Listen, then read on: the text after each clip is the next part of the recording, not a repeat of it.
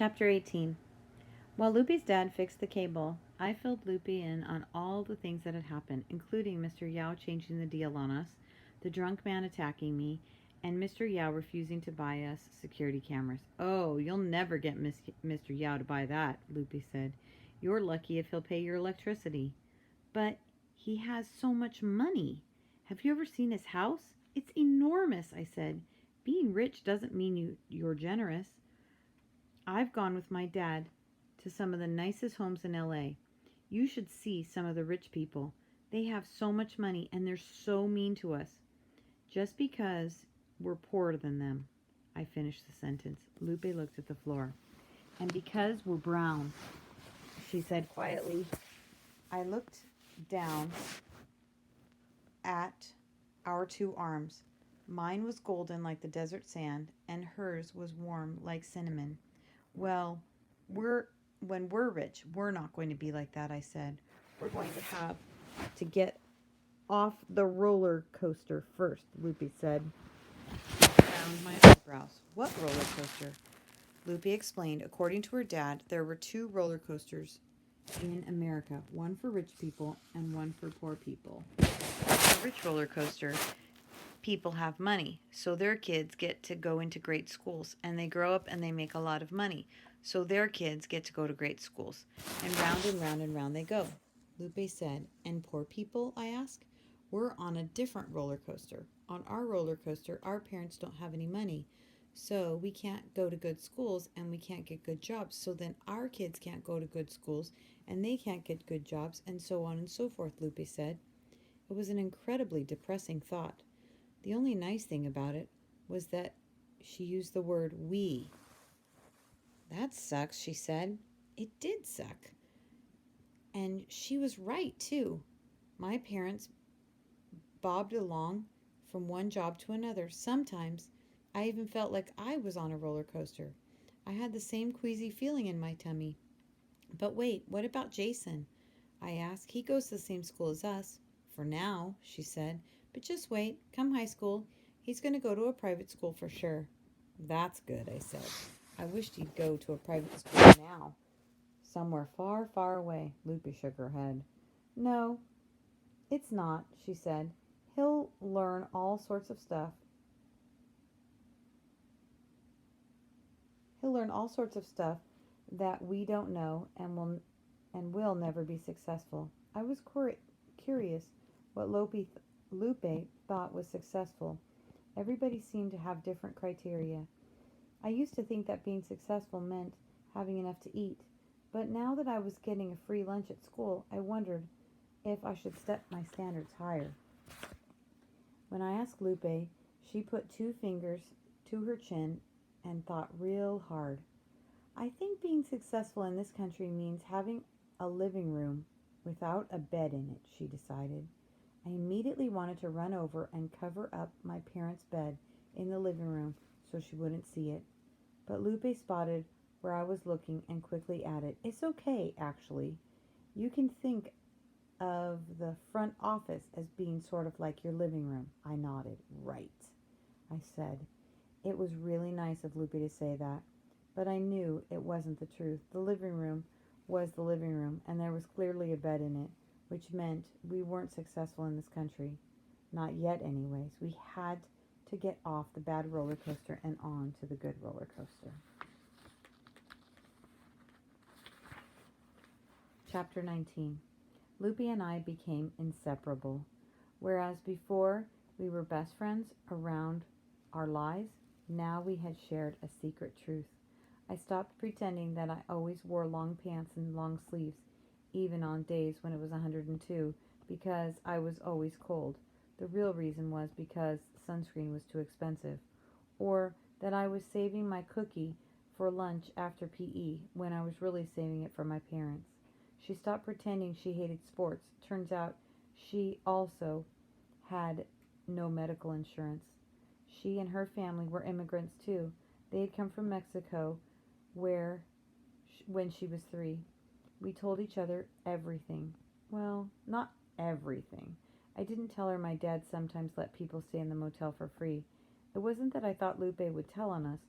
I just thought some things were better kept as secrets, kind of like the security cameras we didn't have, even though the sign said we did. One day, while doing my math homework, I had to answer a question about how much money a flower shop made in a month. It was a fairly basic question, and I solved it with no problem, but it got me thinking. How much did the Calavista make? It never actually I'd never actually calculated it before. Curious, I pulled out the ledger from the bottom drawer of the front desk. The ledger was this big black book that my dad kept with meticulous records of how many customers he had each day. I ran my fingers over the names of the customers. On any given day at the Calavista, we had about 20 customers, including the weeklies. Mr. Yao kept the first 15 as per our revised deal, and my parents got $5 per person the next for the other 5. But say we got to keep all $20 per customer and didn't have to share with Mr. Evil Yao. How much would he make? I lined up the numbers neatly on my paper and started doing the math. My eyes boggled at the number $12,000. That's how much Mr. Yao had made last month. My parents, on the other hand, only got $750. At this rate, it would take them over a year to make what Mr. Yao makes in 1 month. Mr. Yao wasn't on just any old rich roller coaster. He was on one of those crazy upside down, hair-raising, scream your head off roller coasters, and we were the people operating for him. Of course, he did own the place, and he did have to pay the electricity and stuff. But still, the next day at school I went to the library. "Can I help you?" Mrs. Matthews, the librarian, asked as she looked up from her reference book. "I want to look up the price of buying a motel," I said. Mrs. Matthews raised a sharp eyebrow. "It's for a math project?" I quickly said. "I see," she said. She turned back to her computer and started typing.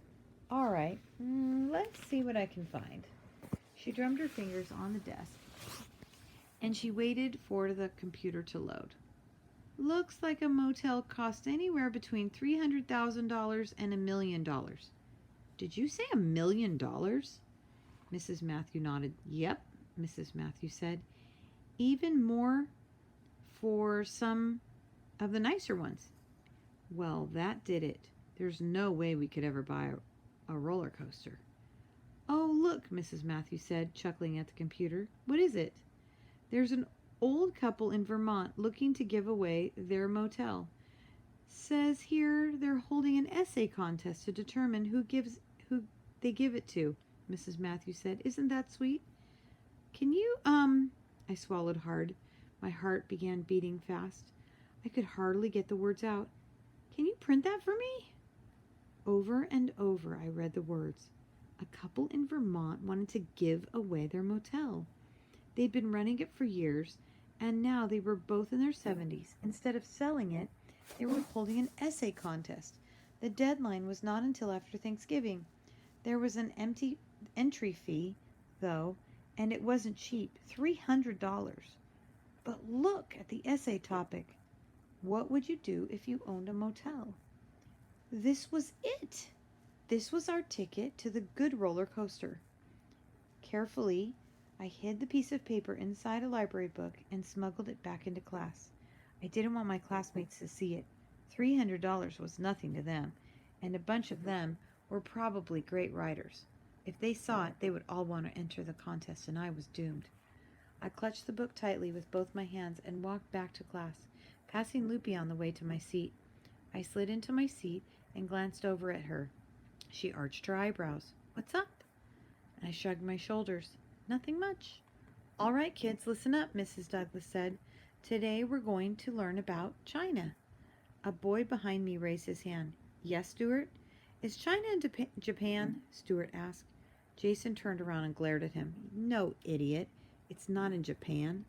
Stuart shriveled up into his seat. "Well, where's China then?" he asked. "In China," Jason said. "Oh."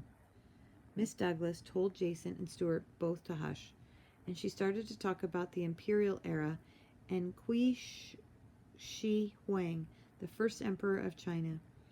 She showed us a picture of Shi Huang. I don't know where Mrs. Douglas got this picture from, but in the picture, Shi Huang's eyes were ridiculously slanted. His eyebrows went all the way up to his forehead.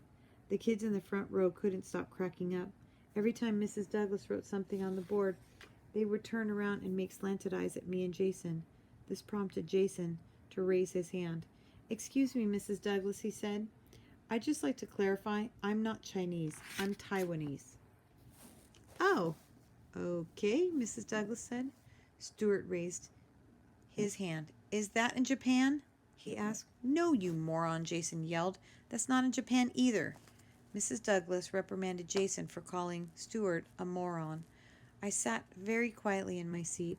I knew I should have felt glad that Jason clarified to everyone that he was not the same as me, but I could not help feeling sad too, because now when the kids in the front row turned around, they only made slanted eyes at me.